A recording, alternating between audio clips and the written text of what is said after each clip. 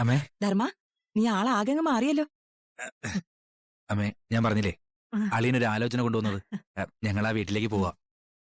നീ ഒരു കുടുംബമായി ജീവിക്കുന്നത് കാണാൻ ഞങ്ങളൊക്കെ കാത്തിരിക്കുകയാണിടാ. എല്ലാം നന്നായിട്ട് വരും. പോയിട്ട് വാ. ഒരു കാര്യം ഞാൻ പറയാം. മംഗളമായിട്ട് ഒരിടത്തേക്ക് പോകുമ്പോ കുറ്റം പറയാന്ന് കരുതരുത്. നിന്റെ കല്യാണം നടത്താൻ അച്ചുവേട്ടനും അനന്തേട്ടനും ഒക്കെ എന്തുമാത്രം ആഗ്രഹിച്ച് കഴിയുന്നറിയോ? നിനക്ക് ഏട്ടന്മാരെക്കാൾ വലുത് അളിയനാണല്ലോ. എന്തായാലും എല്ലാം നന്നായിട്ട് വരാൻ ഞാനും പ്രാർത്ഥിക്കാം. നീ ചെല്ലടാ. പോയിട്ട് വരാമേ.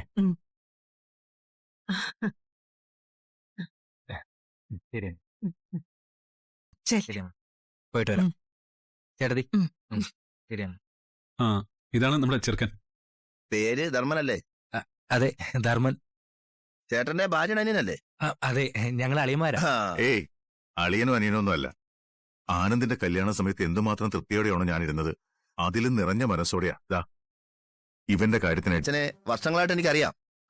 ബാലനൊരു വാക്ക് പറഞ്ഞാൽ എനിക്കറിയാം അതിന്റെ സത്യം എന്താണെന്ന്.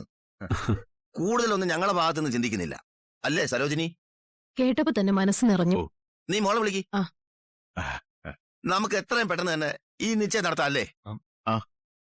ഇന്ന് നടത്താനും ഞങ്ങൾ റെഡിയാ.